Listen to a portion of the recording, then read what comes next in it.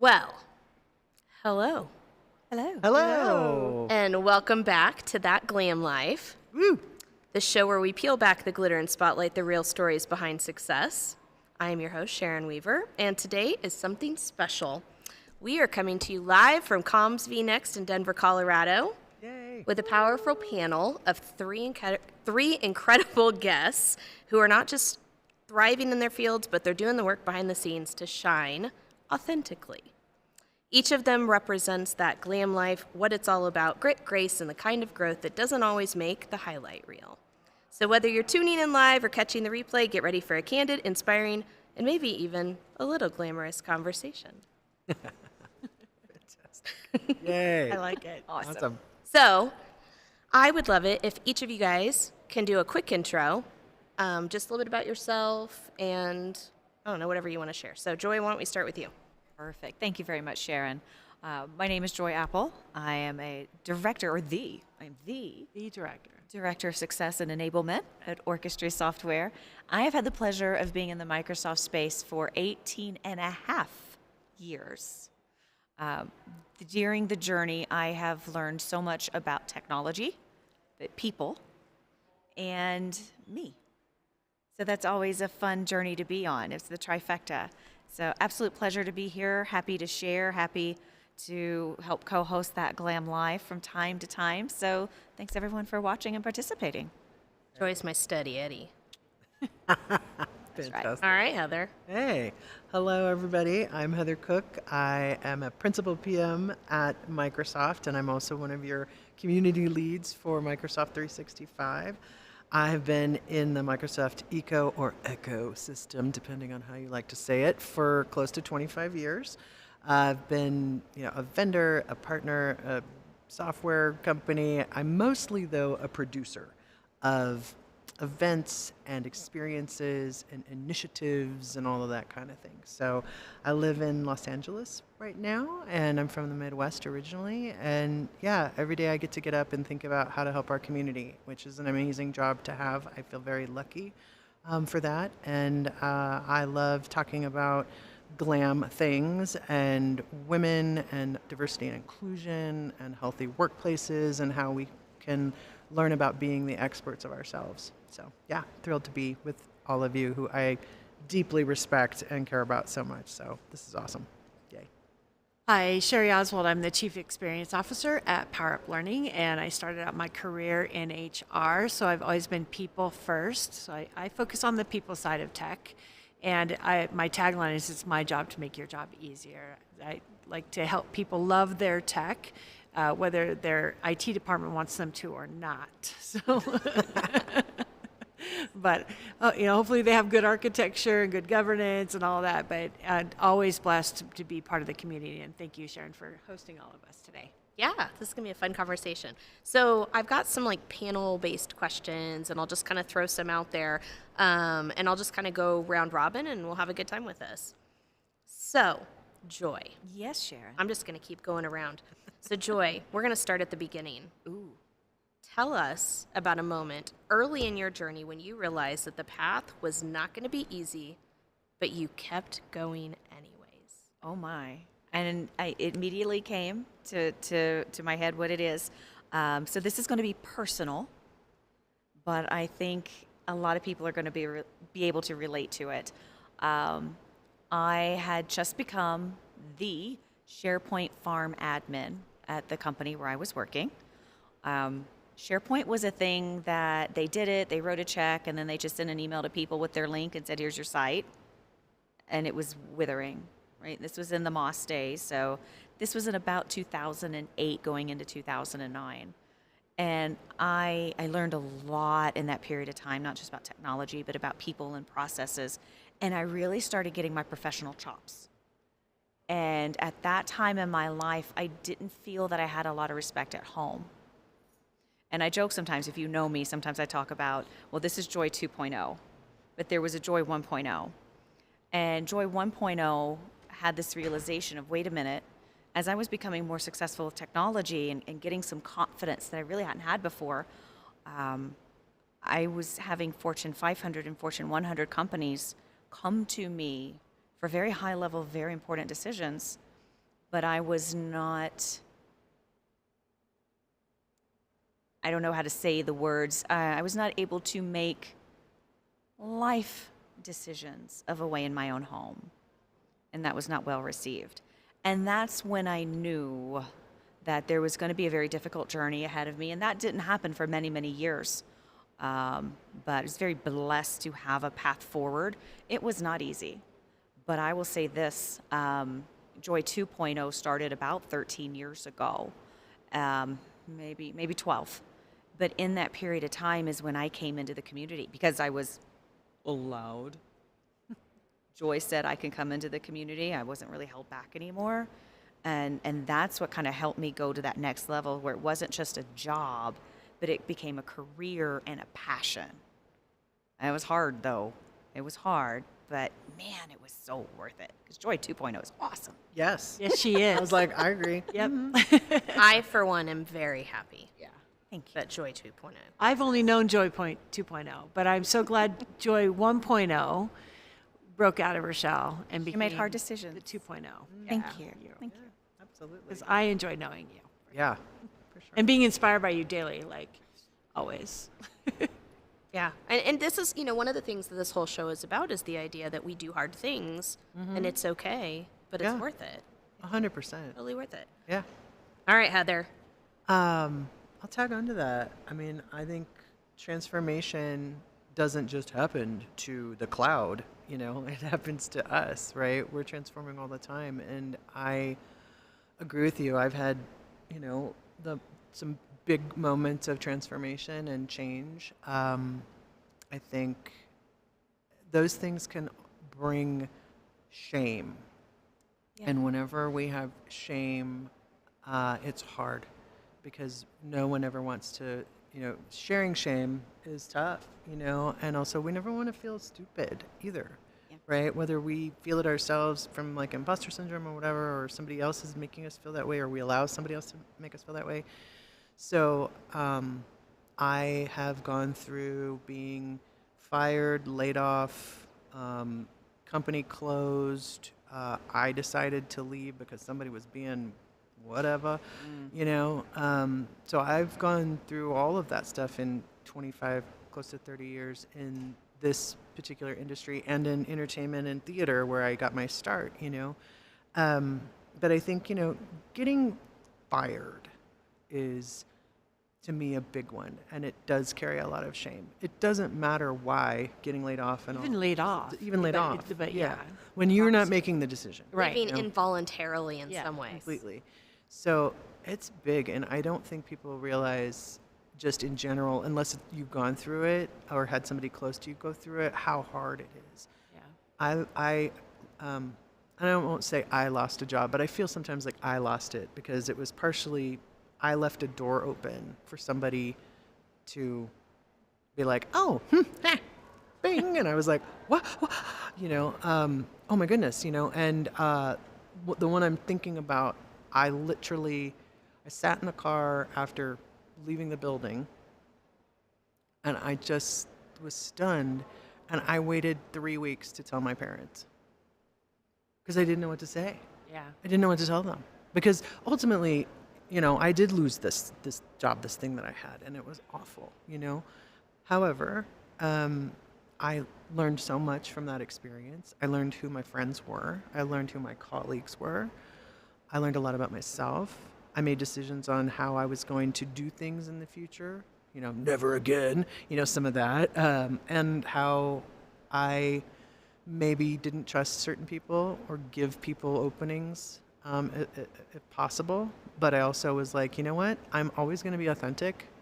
And if that authenticity, sometimes doesn't resonate or is a reason or some naivety or something that came in to it, you just got to roll with those punches. But I think the shame around that, and I still think about it sometimes, and I feel it physically, like it makes me a little sick to my stomach, But it definitely has really flavored who I am, how I speak to other women, how I speak about diversity and inclusion, how I talk about career with people. I am very direct and very open about all of those things. And I think that experience really made me have the grit that you were talking about that I have today. And I have no problem talking about any of those things, with anybody. So it sucked, but you know, you persevere and you bounce and you move on. You And know? it grows you. Yeah, totally. Yep, it's a Grows you. growth moment for sure. Yeah. Yeah, I'd have to say earlier in my career, it was, I went into hospitality and I realized people were being treated like crap. And I said, I want to be the reason people love their job. So I decided to get into human resources. I spent 9 years and $70,000 to get a degree in HR, to get into HR, and be laid off the first job that I was at because the company made bad financial decisions. But I actually started and ended an HR department in that company at like 24 years old. Wow. I was 17 when I graduated high school. I was 16 most of my senior year. So I got kind of an early start, but it took me almost 10 years to get my degree. So then I go to the next company. I'm there for like a year and a half, and it was a startup company. And then yet again, they laid off. But in that time, I somehow became the IT expert because it was a small startup company. As one does. Yeah. As one. And they come in and they're asking me Outlook questions. And the one gentleman, I'll never forget this, he had his trash was his filing cabinet. And he says, Outlook is so slow. Can you help me? I'm like, sure, you've got 10,000 things in your trash. He's like, no. You just watch him fall on his computer. Because I'm like, dump that. And I dumped all of his filing cabinet, which was his garbage. Wow. But in that time, we had like a beta software program for managing the manufacturing process, but there was no training. So they would send me out to the main company in Vegas, and I would chase people around that building and have them show me how you do this, show me how you do this, show me how you do this, and I go back and teach people. And then I got that another bad financial decision happened, and I was the first one that was laid off. The first job I got laid off, I was the second to the last one out the door. It was horrible. This one, I was the first one because everything I did, somebody at that main thing did. And somebody goes, you know, Sherry, you're really good at teaching people how to do computer stuff. You should do that. And even though I had spent $70,000 and 9 years of my life to do something Yep. that I look back and I'm like, I don't even know why. But here was the 19-year-old girl working for the catering department, and this woman comes in to teach us how to use macros to create our banquet event orders. And I was like, what a cool job. That girl just goes around and she like teaches people stuff on the computer. Why didn't I listen to that 19-year-old girl? So the moral of the story for me there is don't be afraid of transformation, even if you have something so invested, because I can't imagine living either of those lives ever. And having been in hospitality, y'all are noggin, or not listening to that 19-year-old girl in the back of your head that was like, this is something maybe I should do. But I was terrified to speak in front of people at that age. I would get physically ill. It wasn't until I took a public speaking class that I got through and over that. I even had a psychic at one point say, you're going to make your living, demonstrating things around to people. I'm like, I don't know, crack, you smoke anything? I haven't. And look at me now. Yeah. My husband's like, don't give her a microphone. Please don't give her a microphone. There we go. Yeah. How far we've come, right? Right? How far we've come. Yeah, absolutely. No, I think, I'm hearing all these, these things that make us, right? They make us who we are. But I sat in the car when I got laid off both times, bawled my head off. Totally. Hated my life. So right? mad. So mad. But you need that moment to switch. Kitchen floor. I cried in the car. Then I got home to my apartment. I was like, what do I do now? And I just had that moment getting ice out of the refrigerator thinking I need to call my mom. 'Cause I needed my mom. And Heather's like, I ain't calling my mom. I'm But not telling her. before I got through that, I was on the kitchen floor bawling because I had just started Joy 2.0. I didn't know it was Joy 2.0 yet. I had just moved 600 miles across the country with a Jeep, a dog, and a cat. Wow. Everything that fit in my Jeep's what I had. I was like, I didn't die. And you know what? That bored Joy 2.0. Yeah. Hard things. We just wake up, keep going. And you're allowed to have the emotions, that's the other thing, like we all just, there's nothing, there is crying in baseball, okay? Yes, there is. Like it's okay, having emotions means you're alive and you're human and you feel things, Yeah, and not letting them out can be worse. exactly, it's a Yeah. release, Yep. so I'm a big fan, but yeah. No, I think we all have had those moments that you spurn your one, and they come out of nowhere too. sometimes. Things could be going along, and then all of a sudden, just some other curveball gets thrown at you, and you just got to figure it out. I mean, that's life. And as you get a little older, it becomes, there might be kids involved with your life, or then you start taking care of maybe aging parents, or there's all kinds of things, sort of different stages of life that are, things that you're like, oh, okay, well, got to figure that out. Yeah, my kids are probably the catalyst of many of my transformational moments. Sure. Yeah. The good and the bad. Exactly, right. It brings this level of perspective of, well, nothing's as bad as this other thing that I've gone through. There's just, there's always something to compare it to. And I think it brings perspective to say, okay, I made it through this. I can make it through that too. Totally. Yeah. All right, so next question. This is the one I love to ask this question. I ask this on pretty much every show.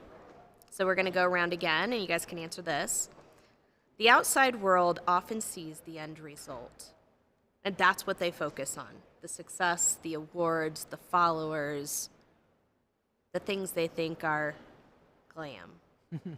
But what's something about your process, your life, something that's interesting about you that people don't usually see or understand that you would like them to? Ooh, okay. Yeah. So my brain first goes to the Instagram corner people have in their houses. You know what it is? Yeah, totally. It's the perfect place where you post your Instagram pictures and no one's allowed to touch it, and it's perfect, and the rest of the house is normal, and there's dirty Lived dishes, in. and there's laundry, and there's dog hair, and there's cat hair, and there's all that stuff. But that's the Instagram corner. And I had a girlfriend that was like, "Oh, your life, it's just so," and I'm like, I don't post the picture of me with the tears and the snot crying in the shower. Yeah. Nobody wants to see that. Nobody wants to see that. You post the good stuff, which I think it is important for us to share that hard stuff. I think I think people Heather does a great without the curler reports because you bring that show the stuff. real. Yeah. Yeah, you show the real. I think the real is important because, like, the wall behind my desk, if you're one of my customers and we're on a call, you see a beautiful wall behind me. My desk is chaos. I can't find a flat surface to set my 3 beverages that I'm working my way through. And Right? your camera's like, I got to tilt it up just Just a a little little bit. bit. You got to move it Because just a little. There's a dog toy that it's dead right here, and sometimes you see it, All the sometimes stuff you you don't. pulled out. Yeah, I mean, but that's the real thing. We curate such a nice, pretty thing that we show on Instagram or the Teams calls and all that. But I might have time to fix this part of my hair, but you ain't seen what's going on back here because I'm on a webcam. When we came for Comms V the other day, I was like, okay, the front looks good. I was like, no, girl, you're about to be 3D. You got to fix the back. You're 3D. We're in 3D. Right. That's hilarious. I mean, Yeah, it's just, no, totally. It's just the daily details. It's like, yeah, like we said, we'll have our pretty fun, sparkly dresses on in Vegas in a little less than a month. We're also sleep deprived. We've had too much caffeine, and hopefully we had a meal on the plane, Maybe. but not always. Yeah. An edible meal on the plane. There's a Now you want too much, Sherry. Yeah, really. Stop You're asking a Just lot. give me the dry almonds. That's all I need. I want the hot nuts that are in first class. The Road Little Warrior. toasted hot nuts. Oh, right. Happy. Yeah. All right, Heather. Yeah. Well, me mentioning the Corler report, I think that was something that I did purposefully. So I do a curler report on Fridays. It's been a little all over this, but I've been more consistent about it. But the juxtaposition of the things that we have to do as women to be on camera and ready. And sometimes it's curlers without makeup. Sometimes I'm full zhuzh. Depends, but that was why I wanted to do that. And, what's funny, speaking of my mother, she's like, kind of makes you look old, and why are you doing that? No. Totally busting you, Mom. But anyway, Love you, Mom. but in a way, because I think for her, like, that's like, she would never come out undone without lipstick on, and that's her generation, you know? And so pulling back that, curtain is like, so that is a purposeful thing that I do, that I think is, I don't know, like, some people are like, it's great. Some people are like, what are you doing that for, and whatever. But people who get it, For me, I think part of the process for me, I was a theater major, I'm an actor, voice actor, I have those things, I haven't been in a full-fledged play in a very long time, but I use those skills every day, in what I do, because it's all about empathy, really. You know, that's theater, empathy. If you can walk in somebody's shoes, you can understand them, yada yada. But for me, part of my creative process is that I have to have some time away by myself to think and to be creative. And so where I'm very extroverted here and I go and I'm talking to everybody and I know that all that stuff, but I am very precious about my quiet time and time to read other things and to be outside or whatever. So part of my process is when I'm not here or on the computer, like I'm truly taking time to kind of just take in, you know, the beautiful paintings or whatever to get inspired, you know. So I juxtapose my introvert and extrovert a bit, and that's definitely things that you wouldn't see, or maybe people are always like, you're always going to a party or whatever, and I'm like, no, I am not. I am home quite a bit. I actually do watch television quite a bit, you know, and other things because I love writing and stories and all that stuff too. So yeah, so there's that. So you're not just constantly out, glitz, glam, No. spotlight, No. parties. No, party. I do grocery shop, and yeah. That's what Instacart's for. Yeah, well, I use Instacart. Are you kidding? I haven't been to a grocery store in I don't go Trader Joe's. I mean, please, yeah.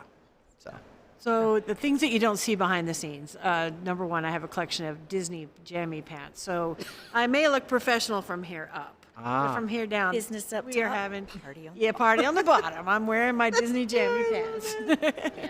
Yes. But the first thing I thought of was my daughter was having a really rough time, and she's looking at some of her peers that they were posting all these fabulous things yeah. on Facebook, and this is one of her softball friends, and she was comparing herself to this person.